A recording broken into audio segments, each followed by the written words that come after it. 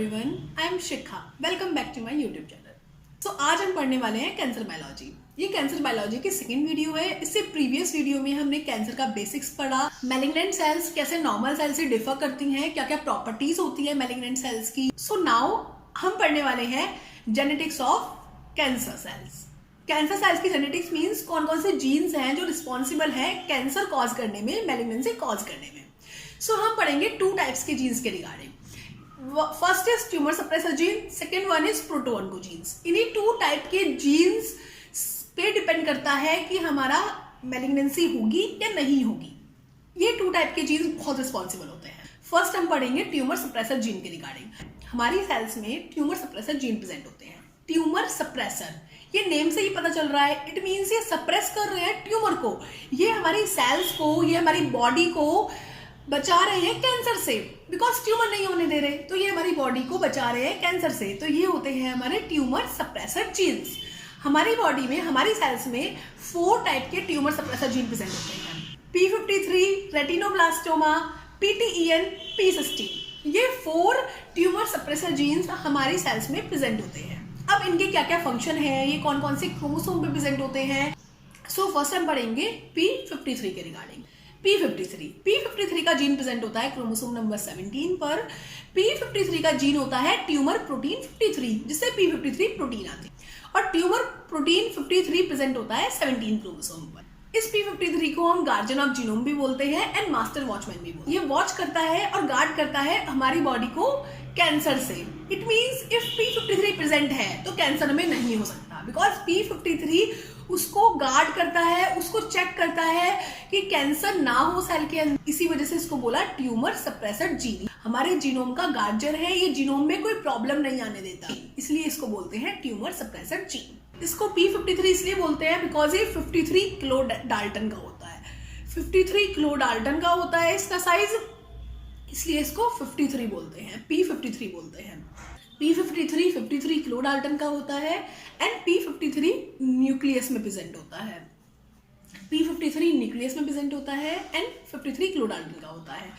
जब normal अनडिवाइडिंग cell होती है, सेल डिवाइड नहीं हो रही होती, तो P53 न्यूक्लियस में प्रेजेंट होता है, बट वो डिग्रेड हो जाता है because MDM2 mouse double minute 2, MDM2 ये हमारा नेगेटिव रेगुलेटर होता है। ये हमारा नेगेटिव रेगुलेटर होता है P53 के लिए। ये क्या करता है, P53 को यूबिक्विनाइलेट कर देता है। ये P53 पे यूबिक्यूटिन ऐड कर देता है। जब P53 पे यूबिक्यूटिन ऐड कर देता है तो P53 डिग्रेड हो जाता है। किसी भी मॉलिक्यूल पे यूबिक्यूटिन ऐड हो जाए तो वो मॉलिक्यूल डिग्रेड हो जाएगा। सेम P53 पे ये यूबिक्यूटिन ऐड कर देता है और P53 डिग्रेड हो जाता है। P53 डिग्रेड हो गया, इट मीन्स P53 की जरूरत नहीं है नॉर्मल सेल्स में, अनडिवाइडिंग सेल्स में, इसलिए वो डिग्रेड हो गया। बट जैसे ही सेल्स डिवाइड करने लगती हैं, सेल्स डिवाइड कब करती है, जब ग्रोथ फैक्टर आता है। ग्रोथ फैक्टर आया, ग्रोथ फैक्टर से रैसमैप काइनेज पाथवे स्टार्ट हुआ, रैसमैप काइनेज पाथवे स्टार्ट हुआ, CDK4 आया, CDK4 की वजह से G1 फेज में वो एंट्री कर गई। सेल्स G1 फेज में एंट्री कर गई मीन्स डिवाइड होंगी। अब उस टाइम पे क्या होता है, MDM2 उसको यूबिक्विनाइलेट करता है, बट एक एंजाइम होता है वो एक्टिव हो जाता है, दैट इज USP10। एक डी यूबिक्विटिनेलेज एंजाइम होता है जो कि डी यूबिक्विटिनेशन करता है, वो एक्टिव हो जाता है और इससे यूबिक्विटिन को रिमूव कर देता है। यूबिक्विटिन को रिमूव कर देता है, इट मीन्स अब P53 डिग्रेड नहीं होगा। यूबिक्विटिन उसमें से रिमूव कर दिया, डी यूबिक्विटिनेशन कर दिया, इट मीन्स P53 अब रिमूव नहीं होगा, P53 आ जाएगा, बट P53 का कोई रोल नहीं आएगा बिकॉज अभी P53 की जरूरत नहीं पड़ी है। बट सेल्स में P53 इसलिए आ गया कि अब डिवीजन के वक्त कोई भी प्रॉब्लम आई, जीनोम में कोई भी दिक्कत आई डिवीजन के वक्त, और वो जीनोम उस दिक्कत के साथ ही, उस प्रॉब्लम के साथ ही डिवाइड हो गया और दूसरे सेल्स में चला गया, तो सेल्स मैलिग्नेंट हो जाती हैं। इट मीन जीनोम में कोई भी ब्रेक आया, कोई भी प्रॉब्लम आई, डबल स्ट्रैंड ब्रेक आया, सिंगल स्ट्रैंड ब्रेक आया, और वो उस ब्रेक के साथ ही रेप्लिकेट हो गया और 2 सेल्स बना लिया, तो इट मीन सेल्स अब मैलिग्नेंसी कॉज कर देंगी। तो अब डिवीजन होने का टाइम आया, तो अब मीन्स P53 का फंक्शन आने वाला है। आ भी सकता है, नहीं भी आ सकता। इफ जीनोम में कोई भी ब्रेक आया तो P53 का फंक्शन आ सकता है उसको गार्ड करने के लिए, उसको वॉच करने के लिए, बट यदि नहीं आया तो नहीं आएगा P53 का फंक्शन। बट P53 एडवांस में यहाँ पे आ जाता है। जब सेल डिवाइडिंग नहीं होती तो p53 नहीं आता, बट जैसे ही ग्रोथ फैक्टर आता है सेल्स डिवाइड होना स्टार्ट कर देते तो p53 का डीयूबीक्यूटिनाइलेशन करता है USP10, जिसकी वजह से p53 एग्जिस्ट हो जाए, चाहे उसका रोल आए चाहे ना आए, बट वो एग्जिस्ट तो रहे जिससे कि रोल आए तो इमरजेंसी में उसको यूज किया जाए। देन जब सेल डिवाइड होने लगती हैं, सेल डिवाइड होने लगती हैं और डीएनए डैमेज हो जाए, चाहे वो सिंगल स्ट्रैंड ब्रेक हो चाहे वो डबल स्ट्रैंड ब्रेक हो, सेल्स डिवाइड हो रही है और कोई भी डीएनए डैमेज हो जाए, यदि अब उस डीएनए डैमेज को सही नहीं किया गया तो क्या होगा, सेल मैलिग्नेंट हो जाएंगी। जीनोम में ब्रेक आना, डीएनए में डैमेज आना और उसी डैमेज के साथ रेप्लिकेट होना और दूसरे सेल्स बन जाना, इट मीन्स अब सेल मैलिग्नेंसी में चली जाएंगी। इसलिए कभी भी रेप्लिकेट होने से पहले वो ब्रेक सही होना जरूरी होता है। इफ कोई भी सिंगल स्ट्रैंड ब्रेक या डबल स्ट्रैंड ब्रेक आ गया तो क्या होता है देखते हैं। इफ सेल डिवाइड हो रही है, single strand break double strand break आ गया है, सेल डिवाइड हो रही है, इट मीन्स p53 प्रेजेंट है। अब सिंगल स्ट्रैंड ब्रेक आ गया है या डबल स्ट्रैंड ब्रेक आ गया है तो क्या होगा, इफ डबल स्ट्रैंड ब्रेक आ गया है तो हमारा एटीएम एक्टिव हो जाएगा। एटीएम एंड एटीआर काइनेज होते हैं। कौन से काइनेज होते हैं, एपिकल काइनेज होते हैं। इफ कोई भी ब्रेक आता है तो सबसे पहले सेंस कौन करते हैं, एटीएम एंड एटीआर सबसे पहले सेंस करते हैं और वो एक्टिव हो जाते हैं। एटीएम एंड एटीआर ने सेंस करा और वो एक्टिव हो गए। जैसे उन्होंने सेंस करा वो एक्टिव हो गए तो उन्होंने चेक 2 को एंड चेक 1 को एक्टिवेट किया। चेक 1 एंड चेक 2 भी काइनेज है, डाउन स्ट्रीम काइनेज है। उन्होंने चेक 2 को एक्टिवेट किया और एटीएम ने चेक 2 को एक्टिवेट किया, एटीआर ने चेक 1 को एक्टिवेट किया और ये एक्टिव हो गए। इनको फॉस्फोराइलेट किया तो ये एक्टिव हो गए। अब ये भी काइनेसेस हैं। इन्होंने फॉस्फोराइलेट किया MDM2 को फॉस्फोराइलेट किया तो MDM2 का जो स्ट्रक्चर था वो डिस्टॉर्ट हो गया। MDM2 का स्ट्रक्चर डिस्टॉर्ट हो गया और वो हट गया यहाँ से और p53 को उसने छोड़। जब सेल डिवाइडिंग थी और सिंगल स्ट्रैंड और डबल स्ट्रैंड ब्रेक नहीं आया था तो वहां पे p53 को वो ओनली डीयूबीक्यूटिनाइलेट कर रहा था USP10, बट MDM2 फिर भी अटैच था उसमें। बट यहाँ पे क्या हुआ, MDM2 ने p53 को छोड़ दिया। अब क्या हुआ, चेक 2 ने एंड चेक 1 ने p53 को भी फॉस्फोराइलेट कर दिया। पहले MDM2 को फॉस्फोराइलेट किया था जिसकी वजह से MDM2 का जो स्ट्रक्चर था वो डिस्टॉर्ट हो गया। अब उन्होंने p53 को भी फॉस्फोराइलेट कर दिया और p53 एक्टिव हो गया। नाउ p53 एक्टिव हो चुका है। अब p53 एक्टिव हो चुका है तो p53 का फंक्शन आएगा।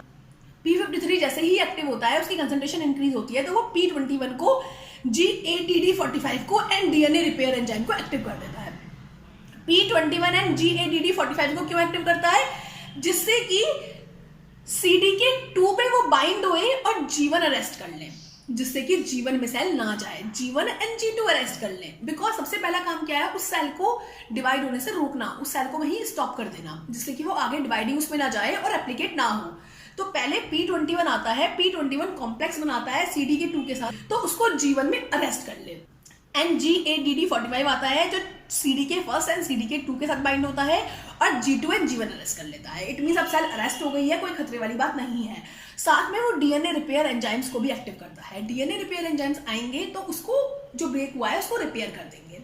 सबसे पहले p53 ने क्या किया, उसको स्टॉप लगाया कि सेल आगे डिवाइड ना हो, सेल वहीं G1 में रुक जाए। देन क्या किया, देन उसने डीएनए रिपेयर एंजाइम्स को एक्टिवेट किया। डीएनए रिपेयर एंजाइम्स आए और उसको हील किया जो भी ब्रेक आया है, सिंगल स्ट्रैंड ब्रेक या डबल स्ट्रैंड ब्रेक। अब क्या हुआ, इफ p53 की कंसंट्रेशन बहुत हाई हो जाए, इफ p53 कम अमाउंट में है तो ये सब होगा। बट ऐसा भी तो हो सकता है कि वो ब्रेक इतना सीवियर हो कि वो अब रिपेयर ही नहीं हो सकता। यदि ऐसी कंडीशन है तो p53 की कंसंट्रेशन बहुत हाई हो जाएगी। एंड p53 की कंसंट्रेशन हाई होती है तो नॉक्सा प्यूमा बॉक्स, हमने प्रोसेस में पढ़ा हुआ है कि ये सब प्रो एपोप्टोटिक फैक्टर होते हैं। इफ आपने एपोप्टोसिस की वीडियोस को नहीं देखा है तो आप डिस्क्रिप्शन बॉक्स में जाके एपोप्टोसिस की वीडियोस को देख सकते हैं।